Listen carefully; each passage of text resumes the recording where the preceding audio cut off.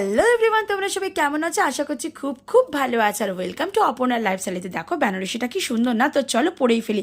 আরে না না, আমি পরবো না তো। আজকে কাকে পরা এটাই কিন্তু তোমাদের সঙ্গে শেয়ার করব। তো দেখো পুজোর দিনকে নিজের হাতে কিন্তু মাকে সাজালাম। আর এটা কিন্তু এমন হয়েছে গাইস, তোমরা কিন্তু অবশ্যই জানাবে কমেন্টস বক্সে।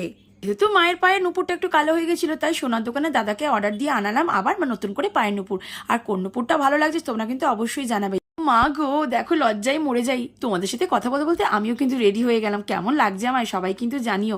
তোমাদের দাদাভাইকে বললাম ধরো ধরো একটু ভিডিও করে দাও, নাহলে আমি তোমাদের সঙ্গে শেয়ার করবো কি করে। তো দেখো রেডি হয়েই কিন্তু আমি চলে গেলাম সব জায়গায় প্রদীপ দিতে সন্ধ্যাবেলা। তো এখানে দেখো এই যে আমাদের নতুন অতিথিকে দেখছো, এও কিন্তু আমাদের বাড়ির একজন সদস্য।